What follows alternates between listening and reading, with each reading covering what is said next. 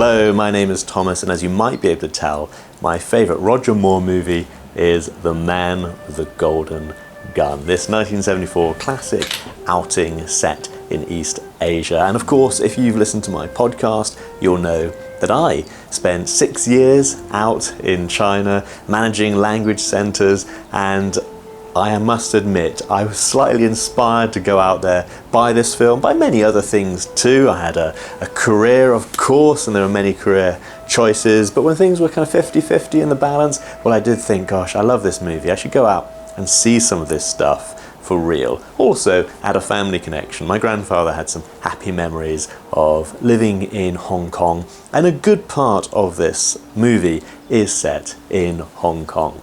Of course, it's adapted from the Ian Fleming novel of the same name, but the novel is set in the Caribbean. This has been relocated to East Asia, mainly to make use of those fantastic locations. And they do make the most of it, and I have explored many of those locations for real. Fleming did write about Hong Kong, and did write about Macau in his travelogue, Thrilling Cities, and I think that's a fantastic read. It very much captures a moment in time in these places where he went. The first 2 chapters of the book covers this, and of course the chapter on Macau deals with gold smuggling, and the chapter on Hong Kong deals really with his travels on, on the tracks of another author. So I went to Hong Kong following Ian Fleming. Ian Fleming followed looking for the sites described in The World of Susie Wong, which is another classic book.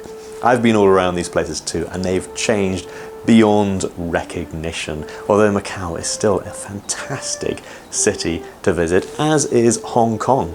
As Ian Fleming wrote, the Peninsula Hotel, the Pen, is still the high point of luxury dining and luxury hotels. I've been fortunate to go to the Peninsula Hotel many times for their afternoon tea, and I very much enjoyed their hospitality and their great service. It's a pity that we don't see more of the lobby of the hotel for real, because of course they did film there, and it is a spectacular lobby that very much showcases the best of British colonial architecture. And of course there's the Pearl River Delta. We see the hydrofoil going across. I have travelled on the hydrofoil across the Pearl River Delta. I've also been on the junks that we see in the film, and I've also taken a sailing boat across the Pearl River Delta.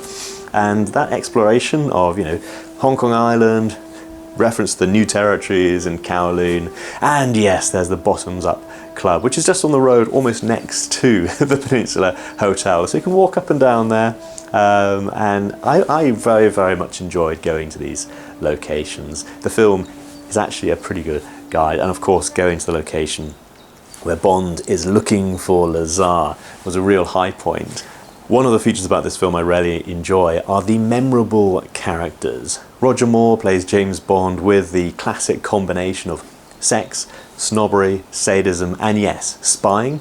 Of course, we have Christopher Lee playing a kind of dark side of the force, James Bond, and I think that's a fantastic performance. Christopher Lee in his younger years might have made a fantastic James Bond. If it was, say, set in the 50s, I think he would have been ideal, and he certainly plays a very memorable villain, if not the most memorable villain of the Moore era.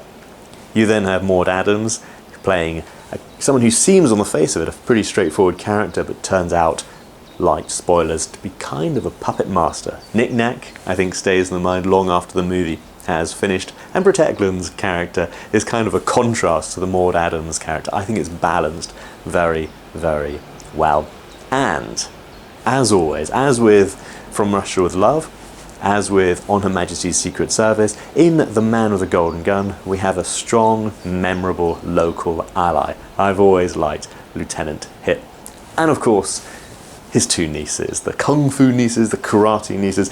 They seem to be doing Taekwondo. I think it gets misnamed throughout the film. And yes, we do have a smorgasbord of East Asian martial arts, a smorgasbond, if you will. So we even get sumo wrestling, for example, from Japan. As I say, the 2 girls seem to do Taekwondo from Korea. They make reference to karate, and indeed we see some Thai kickboxing. One thing I really like about this film, it's one of the last films where we just see Bond going to a local site. He goes and watches a martial arts match. And of course we saw Sean Connery do that in You Only Live Twice. And for me, I really enjoyed going to the Hong Kong Dragon Boat races. That for me was a spectacular, and just to see the James Bond who goes around, tries to learn something from a local ally, sees one of the local sites and gradually unravels a mystery. For me, this is one of the best films for doing that. And we even have Sheriff J.W. Pepper, who doesn't enjoy that cameo. Another character who I think comes out really well from this film is Miss Moneypenny. She has a different dynamic with Roger Moore to the dynamic she had with Sean Connery, which makes sense. I think in real life, Lois Maxwell and Roger Moore were just old friends, and so naturally it's a different dynamic. So what is her role? Here it's more of an informational role. She seems to have all the information at her fingertips. She is better than a computer, and I think it gives a really different portrayal to the Miss Moneypenny character. In her office, she is master of her domain. She has all the details to hand, and Roger Moore needs her. I mentioned that the book and the movie are in many ways quite divergent. Well, if you like a really close adaptation of the book, then of course there's the Radio 4 adaptation, which stars Toby Stephens, Maggie Smith's son. He of course was the villain in Die Another Day, and he plays a really good James Bond, very much his own interpretation of the role, and it's a much more Fleming accurate adaptation. I really like it, I really enjoyed it, and it's a really good series as a whole. This one particularly stands out for me. Of course, for the books, this stands in a very interesting place. Just to give kind of an overview of the whole books, we get James Bond, his kind of rise to the surface. He becomes noticeable, he becomes specifically targeted, he suffers great tragedy and heartbreak. We see the heartbroken Bond, and this comes right at the end. He here has his resurrection. O fortuna velut luna statu variabilis. O fortune, you are like the moon, ever waxing and waning, and here, waxing again. I really like it. When I first read the novels, this really spoke to me. It was the perfect ending to the series. Very satisfactory.